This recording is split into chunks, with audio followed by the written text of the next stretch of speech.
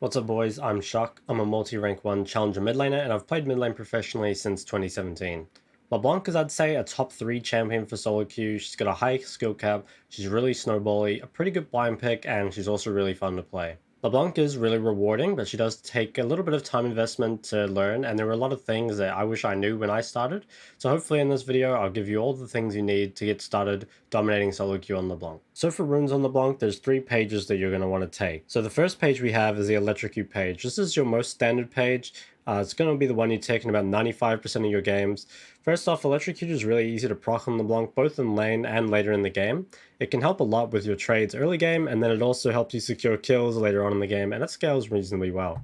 So moving on to these minor runes. First we have Tasted Blood. This is really nice on LeBlanc because she doesn't have the strongest lane ever, and she also has no sustain. So having the extra sustain to take over the lane is pretty nice. You could swap this to Sudden Impact if you really felt you were going to get literally no impact out of this, like if you weren't going to lose health at all. You could take Sudden Impact, but most of the time I would just take Taste of Blood. Next we have Eyeball Collection, so you should be stacking this most of the time as LeBlanc. You'll be picking up a lot of takedowns. Alternatively, you could swap this to Ghost Power, but you have to be pretty mindful of how you use this. Otherwise, you will waste it and you won't really stack it up that fast. So I would take Eyeball most of the time, and then that converts to an extra 30 AP later on, and that's really nice on an Assassin champ especially. So for these here, you actually do have a few options. Ravenous is your standard. You lose a fair amount of health during the game as LeBlanc, like in team fights and stuff. You still have to be like pretty forward, you know, you're going to be like Wing into people, so you actually still lose a fair amount of HP. So for that reason, having the Ravenous to keep you topped off is pretty nice. Other things you can consider, Ultimate Hunter is decent on LeBlanc. Your ult is pretty low cooldown anyway, but it is something you can kind of use on cooldown. So you could consider this. The only one I'd probably ever consider would be Ingenious. You could take this with like Everfrost or something, but I just go Ravenous most of the time. So coming to your secondary tree, you have a few options. I'd say in most matchup, go Mana Flow and Transcendence. This gives you a really nice amount of mana, which LeBlanc kind of like sorely lacks, and also the CDR is really good on LeBlanc. She makes really good use out of CDR. Pretty much all her skills can be spammed, so it's really insane. Another option you have is to go Biscuits and Time Warp. So you could do this in a really skill shot heavy matchup, or if you like really need early game power. Basically the only time I would ever consider taking these would be against Syndra, and the reason is because Syndra without this extra movement speed, especially in the higher elos, can be very difficult to play out. But most of the time, especially if you're against melee champs, but honestly against pretty much every champ, you can get away with Mana Flow Transcendence as your secondaries, and that scales really, really well. For your shards, I would pretty much always recommend taking attack speed. Not only does LeBlanc need a fair amount of help with last hitting, but she also auto-attacks quite a lot during her trades. Oftentimes you'll chain people, or you'll be like W'd next to them, and you can actually fit in like sometimes 3 to 5 auto-attacks in a trade, so having the attack speed helps a lot with that. As for the other things, just take Adaptive Force and then either Armor or MR depending on the matchup. So moving on to the second page, this is a really early game power rune page. This gives you like an insane amount of harass, especially with your Q. If you just spam Q on cooldown, you'll do a ton of damage with Airy. Again, we do need the Mana Flow and the Transcendence. You could swap this to Absolute Focus if you want an even stronger early game, but most of the time, I find the Transcendence just to be better overall. Scorch though is a must-have. This actually does make quite a bit of damage in the early game, especially because your Q is so spammable, so you can actually proc Scorch on cooldown. So if you are going Airy, I'd very much recommend taking Scorch. For your secondaries, you have a few options. I'd say Magical Footwear and Biscuits can be a good option.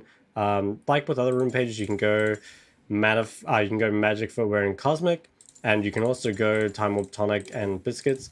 So it kind of depends on what matchup you're taking it into. If you're versus heavy skill shots, I would take these two for the movement speed.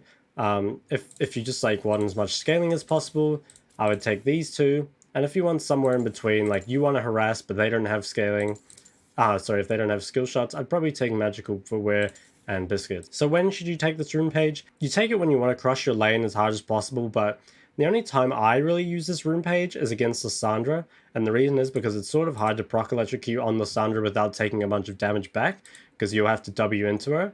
So when you play against Lissandra, I would recommend taking this setup here. You don't really need Time Warp against Lissandra because her only skill shot that's really going to hit you ever is your Q, and it's pretty dodgeable anyway, so I would take this against Lissandra, and you should be in a good spot.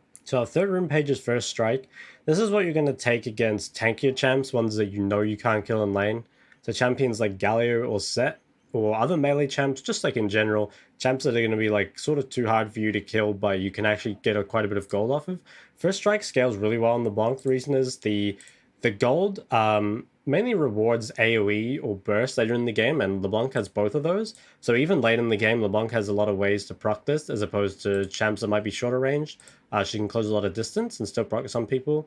And also in the early game, if you are versus a tank champion, you will get a lot of gold from this. So your secondaries in this rune page can depend a lot on what champ you're against. So if you want the maximum scaling possible, you probably want to take Futures Market and rush Lost Chapter. The reason is then you can just like spam everything on cooldown. You have enough mana to just be proccing your gold over and over. But you can also take Biscuits for extra mana, so that's sort of up to you. Again, here, the choice is between Time Warp Tonic and Cosmic. Cosmic is the better scaling. You can go Time Warp if they again have heavy skill shots, but I think if you are taking First Strike, chances are they don't really have skill shots, so I'd probably take this for like the Omega scaling build. Then for your secondaries, you do have some options. You can go Mana Flow Transcendence, which is kind of your middle ground scaling. It's still pretty good, but the mana isn't as required because you'll be getting Lost Chapter so early, or you'll be taking Biscuits. But if you want like the crazy scaling, you can go Taste of Blood and Ravenous. Ravenous, again, is really good in the late game. Alternatively, you could change this to Eyeball and Ravenous, and that gives you even more AP throughout the game. But I'd say probably the best page overall and just like the most consistent would be to take Mana Flow and Transcendence. And I think, yeah, this versus tank champion, you'll be able to proc your Mana Flow pretty much on cooldown, and you'll have a ton of mana, you'll scale really well, and you'll be really ahead in gold. So let's get into LeBlanc's items. First off, your starting items, you're either going to want to go Corrupting Potion or Doran's Ring 2 pots.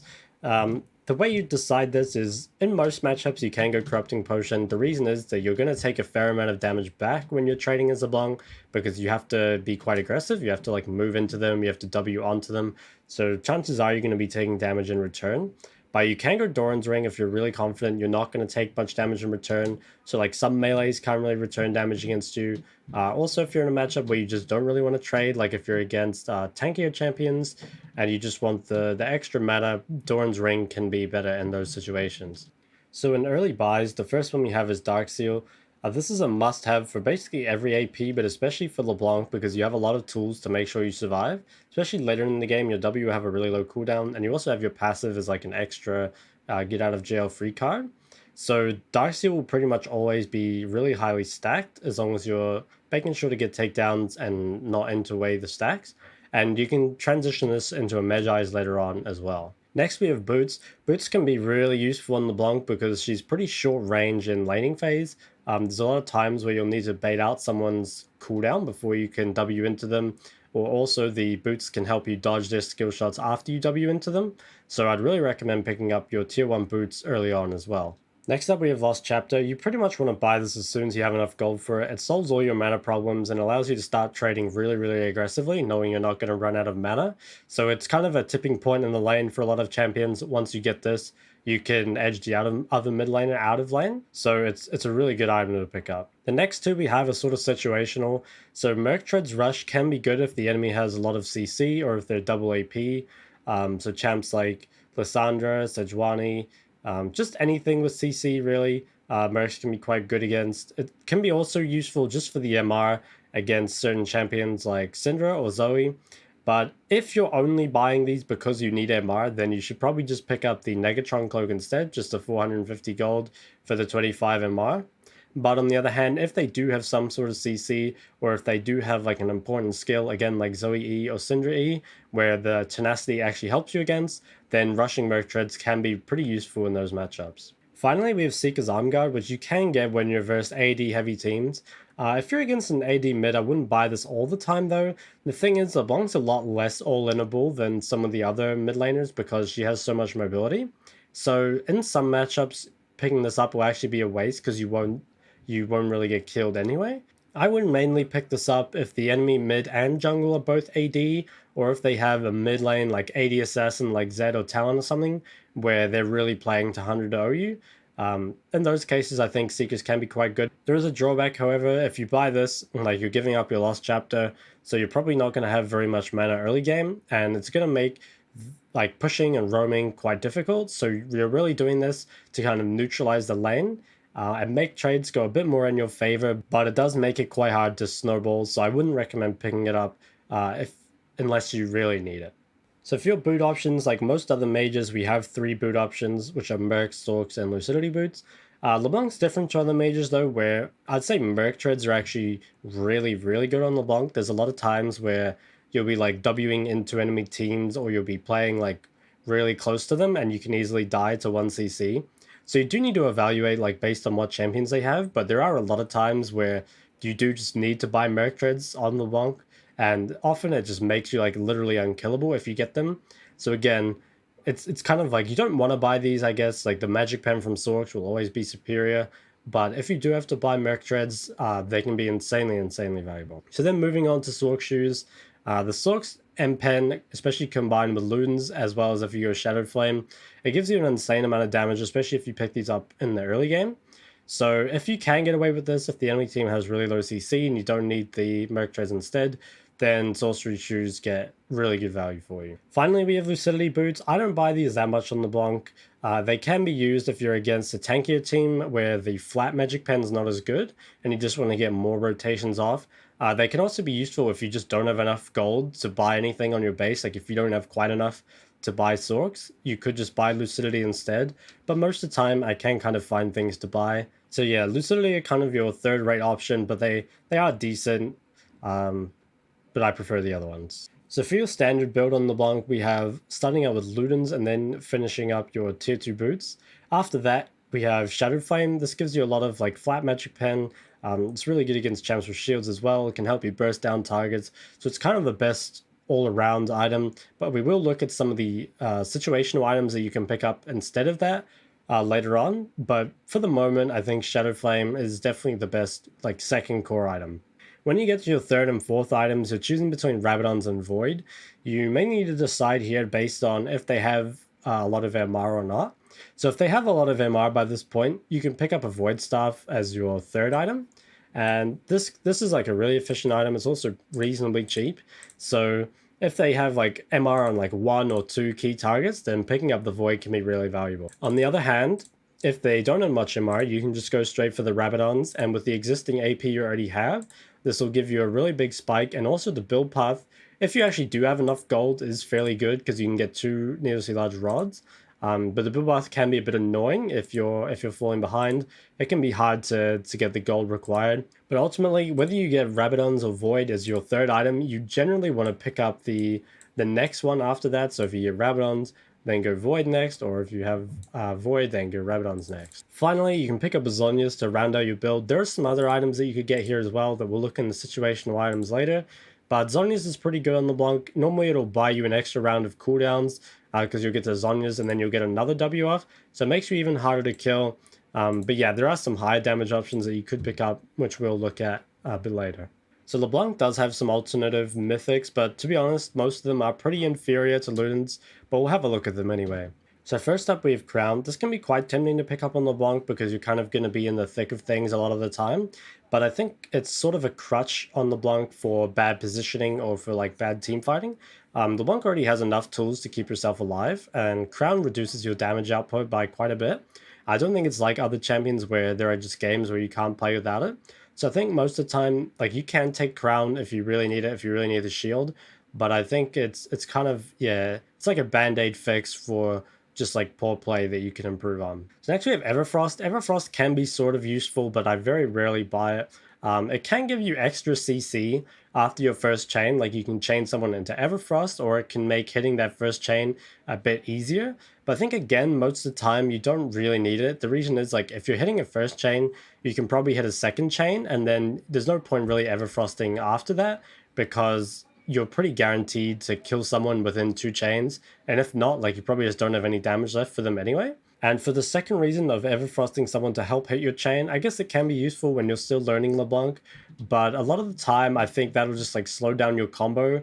And like you can obviously hit chain without it anyway, especially if you use your W well. so I wouldn't really recommend Everfrost on LeBlanc that highly. Finally, we have Leandries. This is actually a competing mythic in my opinion. Leandries gives quite a bit of ability haste, and that can be quite useful because you can get multiple rotations off in a team fight. I would recommend picking this up if you're versus a tankier comp, or if there are people on the team that you just can't 100 to 0. If they're stacking MR, or if they're way tankier, I think getting multiple rotations off can be more useful than Ludens. So you can do this against tankier comps. Again, I probably wouldn't recommend picking LeBlanc against tankier comps in general, but if you do end up in that situation, the Leandries is definitely valuable. So up next is situational items. The first one we have is Cosmic Drive. So until recently, Cosmic Drive was the go-to second item on LeBlanc, but it just recently got nerfed really heavily. So it's not as good as Shadow Flame anymore, I would say, but it can be better if you don't really need the flat pen. Again, if you're versus a tankier team comp, you could be looking at something like you're taking First Strike and you're going Leandries, Cosmic Drive, and Lucidity Boots, something like that. And that would allow you to get an insane amount of rotations off in the team fight. So it can still be a good second item, but I think it is generally outshone by other options at the moment. So next up we have Medjais. I'd say I buy Medjais in most of my LeBlanc games. As you get good at LeBlanc, you'll find that you stack this pretty high and you're not dying that much, so it just makes Medjais a natural choice. Medjais can actually replace Shadow Flame as your second item. The reason is you can go Ludens, Sorks, Medjais, and then Rabadons, which is probably the strongest like 3-item spike that LeBlanc can get, and it's also pretty fast. So if you can get your Medjais nice and stacked, it can replace your Shadow Flame, and then you go into Rabadons or Void. But on the other hand, if you can't really keep it stacked up that highly, then Shadow Flame is going to be better instead. Next we have Zhonya's and Banshees. So these can both replace Shadow Flame as your second item, depending on if you need a defensive item or not. So the way to tell really is just if you need armor, most of the time you just go Zhonya's, or if you really need the Zhonya's active, which can sometimes be useful against champs that even aren't AD. So for example, against Fizz, you'll find the Zhonya's is really good against his ult, better than Banshees. So Zhonya's, I'd say, can be a pretty good second item instead of Shadow Flame. It is lower damage, but oftentimes you can get quite a lot out of the Zhonya's armor and active. Another second item you can consider is Banshees. I don't build this very often because I think most of the time, if I'm needing a Banshees, I can just get away with building Merc Treads instead. But there are some times when the enemy team has a lot of AP, but they don't really have much CC, in which case Merc Treads isn't that valuable, but Banshees is. So you can, in that situation, pick this up as a second item. If you're against a lot of like AP pokers, like Xerath, for example, this could be good against champs where Merc Treads may not be as valuable. The Banshees can be quite useful. Next we have Oblivion Orb, which is your source of grievous wounds. This is actually decent on LeBlanc because you can apply it to quite a few targets with your AoE, but at the same time, any gold you spend not building towards raw AP can lower your kind of like one-shot thresholds. Like if you ever get to the point where say you can't one-shot key members of their team because you bought this, then that's really bad. So you can get this if you're so far ahead that you don't really need to worry about not being able to one-shot people, or you can get it just if your team really desperately needs healing reduction. But I wouldn't like go and buy this just any game they have healing. It does slow down your damage quite a bit, and I would almost never upgrade this into Morello. I think most of the time you can essentially reduce their healing more just by doing more damage, making sure they don't get to heal in the first place. So I would generally, you can sometimes buy this, but I'd almost never upgrade it. Last we have Lichbane. This can kind of replace the Zhonya's as a 6th item in the build. The reason is this gives you pretty strong split pushing power, and sometimes you can weave an auto attack into your combo, so it's not like you can't use it, but overall it's like pretty expensive and not something you'll pick up earlier in the game. But it does give you a nice little bit of movement speed. It can help you take down the side lane towers pretty quick. LeBlanc is pretty good split pushing. And yeah, you can sometimes get a bit of extra damage out of it in your combo. So for summoners on LeBlanc, it's very, very simple. There's basically only ever 3 that you're going to use. The first one is Flash. There are so many Flash combos on LeBlanc, and Flash can be so useful both aggressively and defensively, so you're going to want to take Flash pretty much every single game. For other choices, I'd say most of the time you want to take Ignite. This obviously gives you insane snowball potential. In lane, it allows you to pick up a lot of solo kills, and also it gives you pretty good power in early skirmishes. It can help secure kills for you, so it's just really, really nice overall. So for another summoner that I use fairly often, I have Teleport. You don't really want to take TP on LeBlanc, but there are some matchups where it's really difficult if you don't take it. So we'll talk about it a bit more at the end of the video, but yeah, there are some matchups where you do kind of need TP to survive and just scale, but if you can, you want to be taking Ignite instead. Finally, the only other sum that you can really consider on LeBlanc is taking Cleanse, but I think most of the time you can just build Merc Treads and be fine instead. I would only take Cleanse if they had just tons and tons and tons of CC. And even in that case, you might be better to stack Tenacity instead. So generally, you could take Cleanse instead of the Ignite or TP, but it would be in like 1% of games, and I wouldn't really recommend it. So now let's talk about LeBlanc's abilities. The first one we have is Mirror Image, which is her passive. When you drop below 40% health, you get a clone that can be controlled by pressing Alt and clicking in different directions. This can be quite useful. There's a lot of like jukes and stuff, and you've probably seen like this happen with LeBlanc a lot. There's a lot of stuff you can do with that. That just kind of needs some practice. Honestly, a lot of the time you don't even need to control it, but if you can control it with the Alt key, it can be pretty useful. But again, a lot of the time, it can just like juke people on its own. Next we have LeBlanc's Q. The way this works is that it's a point and click, and it marks a target with this mark over their head here. So when you hit them with another spell, it'll proc the mark and do extra damage. And this can be any spell. It can be your Alt, E, or W. It can be anything like that.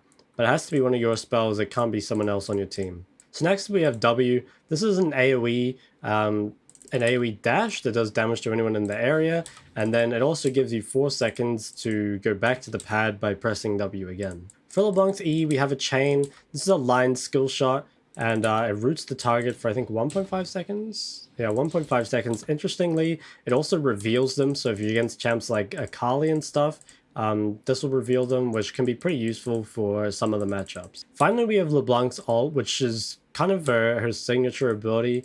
This mimics the ability you've just cast, and you can do that to do a lot of combos, which we'll talk about again in the combos section.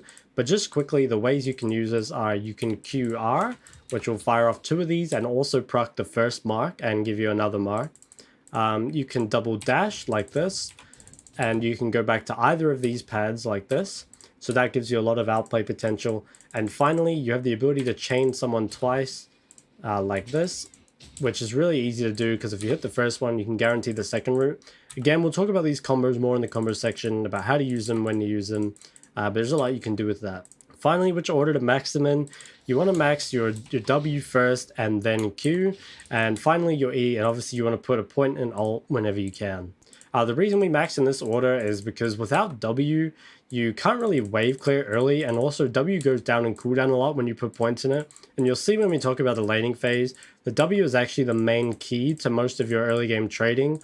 So because it's important to trading as well as pushing, you kind of have to max that first, and then after that, Q is just the most damage, and then E is just the last one to get.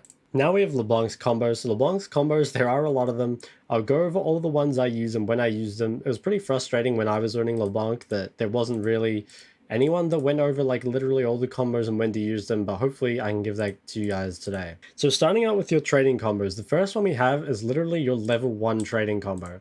So at level 1, you're going to want to start W, and you're going to want to proc Electrocute. So the way to do this is to just W into someone and order them twice, and then go back to your pad like this. So at level 1, in a lot of matchups, even in ones you lose normally, at level 1, you can get a really good trade like that.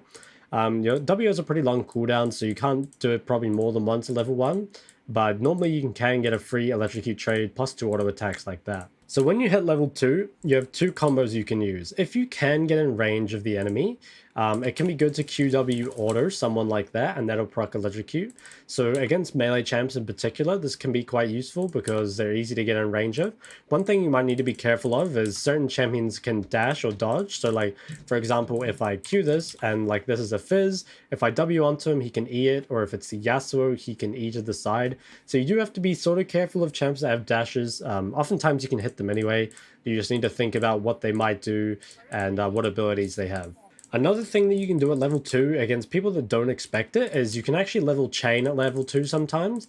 Sometimes people won't expect you to W into them and chain them immediately. Oftentimes you can get off a ton of auto attacks before you go back to your pad, and that's like a really nice trade. That can also be used to gank people at level 2 if you do have a jungler that's looking to gank at level 2. I wouldn't do that all the time though. I'd say it's a bit cheesy, but oftentimes you can get some really good trades with it. So once you're level 3 in Leblanc, quite a few combos open up. Probably the one that I use the most and the one that will be the best for you at level 3 is you're going to want to W into someone and then EQ them. This can be used to all in. Just in general, this will take probably like half or more of their health away. So it's a really strong trade if you can manage to hit all the abilities. So to do this, just W into them and then EQ them. Pop a couple auto attacks and then go back to your pad. That does a ton of damage. It procs electrocute, roots them. You get a bunch of autos off. So that's probably the best one. You can also do this from range. Sometimes, like if you're looking for a gank or you just can't quite get to them, you can just EQ them from range. The thing is, this will do like a fair amount less damage, especially like later on the lane because most of your points will be in W. But if you're just really needing to hit the chain because your jungler is coming or because they're low already or something, you can just look to do that instead. Another thing we can do is, again, if you can get just like close enough, you can just like QWE like this. I don't use that very much. I think most of the time if you're in range to do that, you can just WEQ anyway. So I normally do that instead. Finally, another level 3 combo that you can do if you really can't stay around the enemy for long is rather than like getting the second proc of your E, you can just hit your E and then leave. So what we can do here is we can actually WQE and that'll proc the mark and then we can safely get away often before our second E even goes off. So if you're against a champ where you really can't be next to them for very long, either because they're going to CC you or something like that, then you can just look to use your Q before the E, and that way you can just get a really quick trade and get out like that. So when you get level 6 on LeBlanc, you get your R, which can duplicate one of your abilities. This is where I think a lot of people get really confused on LeBlanc because there are so many things you can do with their R. But I think the way you need to think about this is every ulti combo will have one of you either have the double dash, the double chain, or the QR, the double mark, as one of the bases. So there's a lot of things you can do around those, but as long as you understand what like each of those like base ulti combos are used for, then it'll be a lot easier for you to understand the combos. So the first trading combo we have is the double dash. So for this is like, this is pretty good to use in the early game. The reason is it can be quite hard to react to, and it's also pretty safe. So what you can do for this is you can just R, QW auto, and then you can E again if you want. But just that little trade there allows you to proc electrocute and just like dash in your opponent for pretty much unavoidable damage from pretty far away. So that's a pretty good combo to use after level 6, and especially in the early game, it does quite a bit of damage. Another combo that you'll use a lot in the early game is the double chain combo. This can be used for either setting up ganks or just for all-inning. If you hit one chain, you can almost always hit the second chain and just get like a ton of auto attacks off in that time. You can also add a Q in after you cast your second chain, and obviously you can W whenever, and so that'll give you a ton of damage. So if you can hit that in the early game, that probably is the highest damage combo, but it just can be quite difficult to get to that point. But there's lots of ways you could set it up, like you could W forward and look for chains like this, and look for an all-in that way with Ignite. But mainly, yeah, you want to use this if you are looking for like a huge all-in or if you're looking to set up a gang. So those are the two combos for trading mainly, the double dash and the double chain. So now that we've done the lane phase trading combos, let's talk about the ones that you're going to use in team fights. So the first one that you're going to use like in the mid game and in team fights is your QR combo. The reason you don't use this early in the game is it doesn't really do that much damage before you get 2 points in ult, before you hit level 11. And also the damage is a bit harder to make sure you get it all off. Like it's pretty hard to get this off in lane phase most of the time. So generally you'll want to use the double dash or double chain combos before level 11. But after level 11 in team fights, there's a few ways you can use a QR combo. So the first one is if you can just get close enough to QRW someone, that'll do a ton of damage and it's pretty much unavoidable unless they have like a flash or something ready. Another way you can do this is if someone's face checking you, you can just throw an E and then a QRW, and this will pretty much one-shot basically anyone. One thing to be careful of here is that they might flash away. So another way you could do this is you could QREW, and that'll proc the mark a tiny bit quicker. You're not waiting around for that second proc on the E. That can be a bit more burst. It's just kind of up to you. You need to just like get a feel for it yourself. Another way you can use this is if you want to poke people before a team fight, or even during a team fight, you can look for W into QRs, and that'll proc it, and it does a lot of damage, but you are kind of relying on hitting the chain in order to proc the second mark, and if you don't, it'll do significantly less damage. So the second team fight combo that you can use, and probably the most common one, is the RW combo. So this is your 2 dashes. There's a couple ways to do this. The first way is just if you're close to a group of enemies, you can just hit them with both, and that does a ton of damage to them. Alternatively, you can do the RQW combo to reach someone this far away and do quite a bit of damage to them like that. So this is probably the combo that I use the most in team fights, and the reason is because it gives you a lot of room to outplay. It gives you these 2 pads to work off of, and it allows you to gap close to people that are really, really far away. Now, when you are using your dash combo before level 11, generally you want to use your ult just for the dash. The reason is, you can see here, your ult actually does less damage before it gets 2 points, especially because you're maxing W.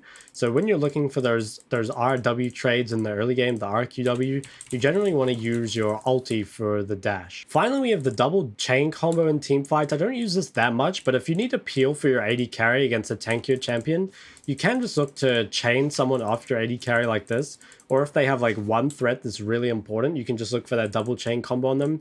But that's probably the team fight combo that I use the least. There are a few flash combos that are important on LeBlanc. So the first flash combo we have is the E flash. This is pretty useful in the early game for helping pick up like surprise kills. It can also be useful to help set up ganks.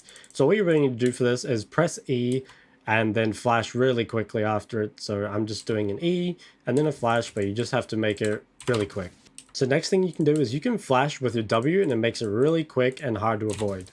So building on that, there's quite a few things that you can do with that in team fights. So the first one is that you can flash WR onto a group of people like this. Alternatively, to extend the range of your combo, you can W flash R like this, and that allows you to cover a huge amount of distance in a really short time. Another way you can use this is you can get within range to flash RQW someone, and this is like extremely good for one-shotting people. So you flash RQW, and that gives like a really undodgeable combo, and it's insanely high damage, procs your mark, and obviously you have time to fit in an E or an ignite pretty much whenever you want. So that can be useful for helping like punish AD carries that are out of position, and yeah, it's really useful. The only other flash combo I'd really use is sometimes you can flash to proc your mark a tiny bit quicker. So for example, if you're going for your WQR, sometimes this can be a bit slow and the enemy can get out of range, or they might even flash your chain before it comes out. So a quicker way to do this is if you WQR and then flash E, you'll instantly proc the mark and be able to get back to your pad like this. This is really hard to react to, so if you can get good at the flash combos, every time you have flash up, you can do some really crazy stuff with it. Okay, finally, because that is so much to remember, and I know it's going to be difficult, especially if you're new to LeBlanc, the main ones that you need to focus on learning are the QW combo, the WEQ combo, the WQRE combo, the RQW combo, and finally the chain combo. If you master these ones, you're pretty much like 90% of the way there. Everything else is kind of just like the cherry on top, and a lot of them you'll just like feel when you need to use them. So just focus on those simple ones to start, but you can come back and review this video when you need to know all the advanced ones as well. So now let's go ahead and talk about LeBlanc's lane. So before we get into this, there's a couple misconceptions about LeBlanc's lane that I feel like I have to clear up, because these kind of tripped me up when I was learning LeBlanc. So the first thing is, LeBlanc is actually not a lane bully. She is strong in the early game, but her main strength comes from like all-ins and from setting up ganks, but she's actually not super good at just like matching trades with other people. You know, she's not like a Syndra or Orianna, where she just like pokes people down and like slowly wins trades against them. LeBlanc is about like punishing cooldowns and then making the wave in a gankable state for your jungler. So let's get into this one, LeBlanc versus Malzahar. In the early levels, because your jungler can't gank, normally you will want to push the wave. Later on, you kind of want the wave in the middle or on your side, so that it's really gankable, and we'll show some examples of that later. But in the first couple levels, like normally you won't be getting a gank unless you have like a level 2 ganking champ. So you can see at level 1 here, I W into him and I get 2 autos off in order to proc the electrocute. So that's your basic level 1 trade, and you're going to want to do that in most matchups. Now, one thing to keep in mind is there are some matchups like this one where you can trade health sort of like negatively, and it can actually be good.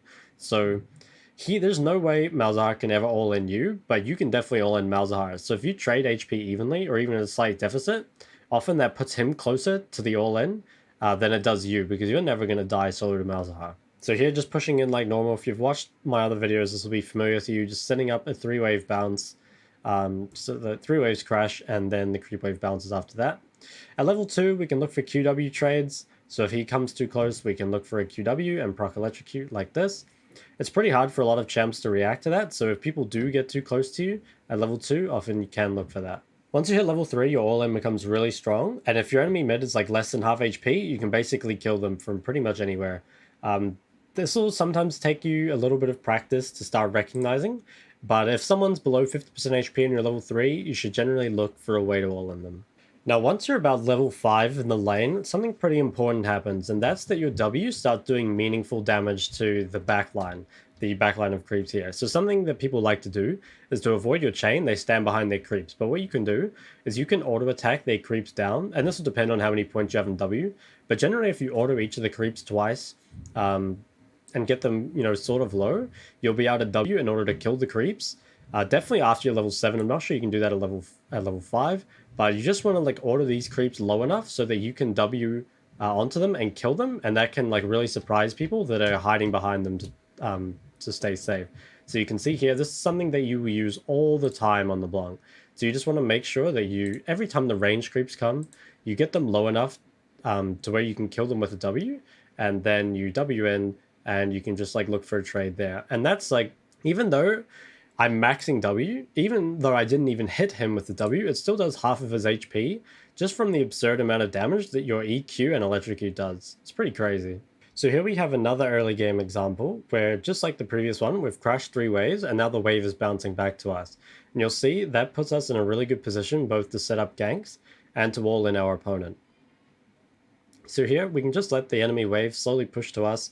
We don't want it to crash under our tower if possible, because it gives them a window to roam or a window to base, but we just want the wave to be slowly pushing to us. You can see here, Akali's used her E, so it's really easy for me to just go for a QW auto. She's come in range, and that does a ton of damage, and it's pretty unavoidable. Here I'm thinking, because she's about half health, if there is a way for me to hit my chain on her, she can definitely die, so I'm starting to look for that all-in around now. So where the wave is now, Akali's forced to make a really tough decision. She needs to either crash the wave or base pretty much, but she goes to crash the wave, and obviously she can't. I'm keeping it frozen, and so now she's just like pushed really far up, and even though I missed the chain, she's low enough that I can just all in here. If I didn't cancel the auto, would have been able to kill her without flashing. But you can see with the wave in like that kind of position, it makes it really difficult for the enemy, because Leblanc has such strong gank setup and also all-in threat. So with the wave either in the middle or on your side, it can be really scary. To give another example of this, the wave here, again, frozen outside my tower, I crashed 3 waves and it bounced back to me. Jonas is really far up in the lane and he doesn't really have anywhere to go. He greets for the wave, and with Leblanc's chain, it's pretty much a guaranteed kill as soon as you get hit by it. So there's not much he can do here. Moving on a bit later in the game, you'll see the waves in the exact same position, where it's just like frozen outside my tower and they have to move really far up in the lane to get it. And that really just opens them up to being constantly ganked and pretty much permadead. It's kind of a situation where the enemy jungler needs to help him, but it's solo queue, so you can't really rely on your jungler to help you out. So if you just create this situation, it'll be really easy for you to pick up kills. So after level 6, you have a couple of different combos you can use. Like we said before, you can use the double chain combo, or you can use a double dash combo. There's quite a few ways you can do this, but I think the best way for sure is to prep some creeps like this. You can see me autoing the back line here, getting it a little lower, and then when he doesn't really expect me to go for it, I just W into it and hit 2 chains on him here, and you can see that just does an insane amount of damage. Even though I can't quite kill him here, he still gets out. It does a huge amount of damage. You can get really creative with your trades, so this time I go for a double dash combo, but I actually don't do it immediately. I dash into him first, and then after the aftershock is gone, I dash in to go again. And again, that does like a ton of damage. There's a lot of different ways you can use your combos. It really will take some practice, guys. You don't need to be good at it straight away, but just be thinking about the different ways, especially that you can make sure you proc your marks on the opponent. If you fall behind in lane on Leblanc, there's still ways to come back and pick up solo kills, but you'll generally have to like wait to punish a cooldown. So this is actually a game where I got ganked early against the actually same player and same champion from the previous example, but different game. And so I'm a bit behind, but this Lissandra has used her ult. So I prep this creep so that I can dash onto it, and then I just get the double chain combo on her. And I'm just like weaving in auto attacks pretty much the entire time. And in the end, I do manage to pick up a solo kill on her, which was really, really big for me. To quickly show another example of how important it is to prep your creeps, again here, I've ordered these creeps so that my W kills them. TF's trying to hide behind them, and then when he comes up too close, I just W onto them and get a free double chain combo onto him. Like this. Now, one other thing I get asked a lot is how do you farm on LeBlanc? And there's actually like one trick that I find that's pretty useful that you can use in the laning phase and outside of the laning phase.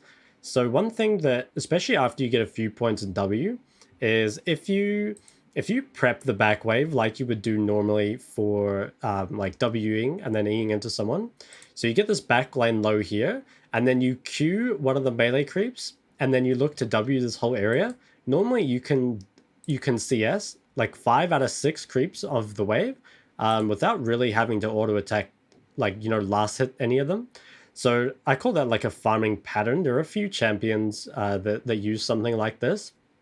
And I find that, especially after you have lost chapter and some points in W, if you farm like this, it'll be way easier for you to maintain your CS numbers. So just basically prep the backline, Q one of the melee creeps, and then just W, and that'll give you 4 to 5 creeps pretty much for free every single wave, as long as you have the mana to maintain it. This kind of farm pattern can also be used for roaming, so like you don't always want to freeze a wave on LeBlanc. If you can't kill your opponent, or they're just like playing too safe or something, often you want to roam.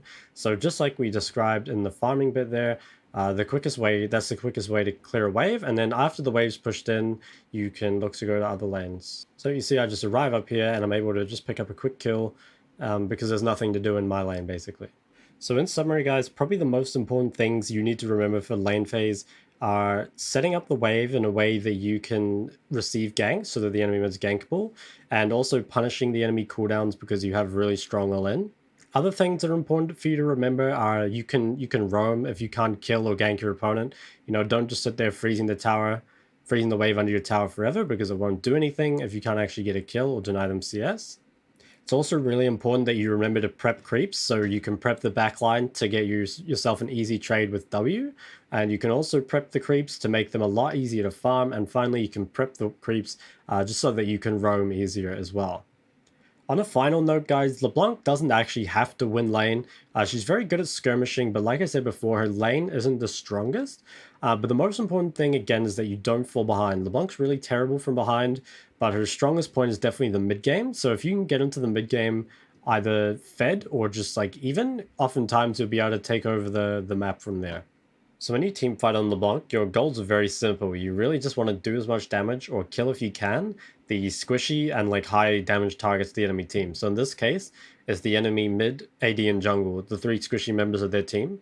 So the way you want to play fights is you want to find a way to access these players, and you want to kind of like position yourself before the fight and a way to do that. So if we watch this fight here, you can see at the very start, I'm up here right now, I W over the wall, which puts me next to 2 of their squishies here. So I managed to get some damage on the Diana. Do throw one chain in outer space, but that's okay. And then we see here, the Lee Sin hits a really good kick on their Varus, which allows me to flash W onto him and get the kill.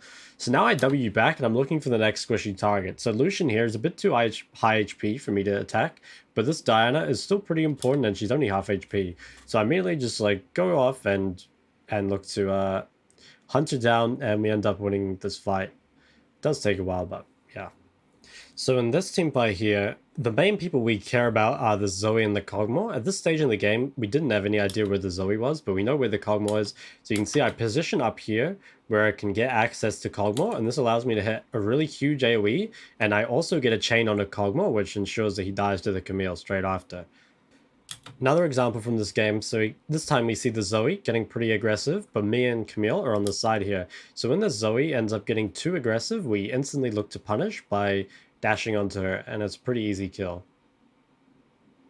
For one more example from the same game, this time we can see this Kog'Maw is in the pit, and you can actually see my position here. I've got a really good flank so that I can really easily get to this Kog'Maw. So here I do get chased away a bit, but once the rest of the team arrives, I'm able to get a huge like 4-man R onto this team, which does a huge amount of damage, and then we're able to just burst down the Kog'Maw afterwards, and it's really easy. So you really want to be looking for those flanks, finding ways to access the enemy backline. Of course, you don't actually have to wait for the team fight to start to do damage to their backline. So if you can find a good position before the team fight, often you can like kill or chunk someone before the team fight even starts.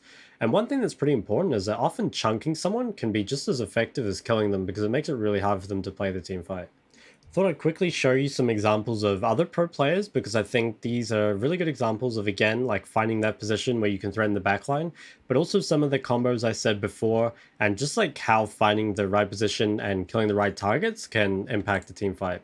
So this is from 2019 MSI, and you'll see Rookie's Leblanc right here. He manages to kill Double Lift before he uses any of his sums with a Flash RQW combo. So you can see there, extremely hard to react to if you do it quickly. He's got a really good position. He's got a nice flank where he can access the enemy AD carry. He's also on a pink ward, so they don't see him until this ward sees him here. So he has like a fair amount of time. He can probably get to about here before he gets seen, and then the flash RQW kills the Kai'Sa basically before she can react. So here's another example from a 2020 game. Again, Rookie's Leblanc, so you can see he's positioned up here.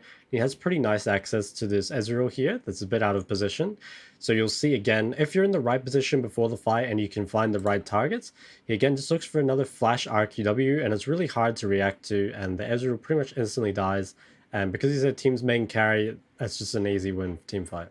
So for a final example, guys, we have from the 2018 World Championship, where Perks Leblanc here, you can see Uzi gets rooted by the Gen W, and you can just see how much distance LeBlanc can cover and kill someone from like reasonably high HP if LeBlanc's fed at all. So you can see it's pretty crazy what you can do on this champ in team fights. So in conclusion, guys, the main things you need to remember for team fighting on LeBlanc is that you need to find a way to access the enemy backline or the enemy like squishy important champs and deal with them. You need to kill them or poke them out so they can't play the team fight anymore. The easiest way to do this is either, well, first you have to identify which champs are actually important. Typically it's going to be their ADC mid and jungle, but it can change game to game. They might have a squishy support, for example.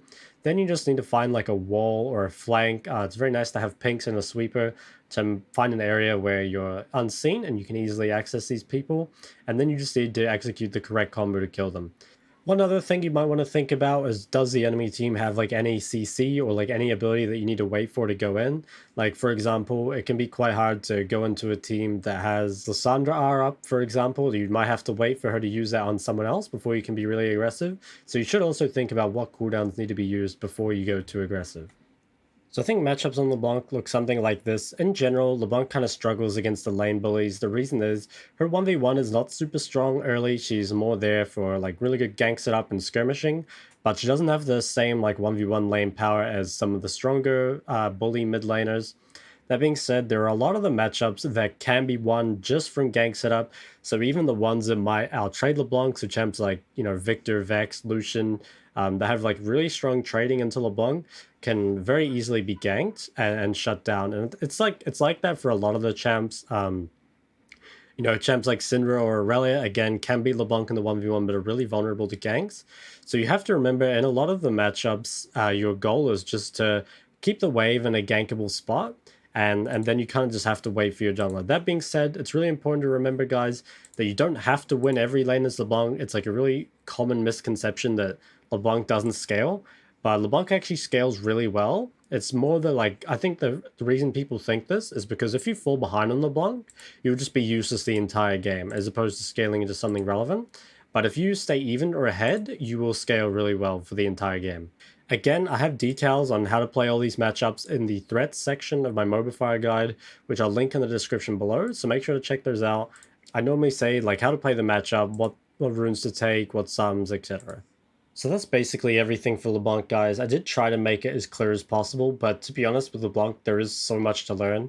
It's a champ that you really should view as an investment, and when I was learning LeBlanc, it definitely took me quite a while, so don't give up on it. The champ's really rewarding if you do get good at it. If you have any questions about combos, you know, matchups, anything, just leave me a comment. I'll try to get back to all of them. If you did enjoy, like and subscribe, and I'll see you guys next time.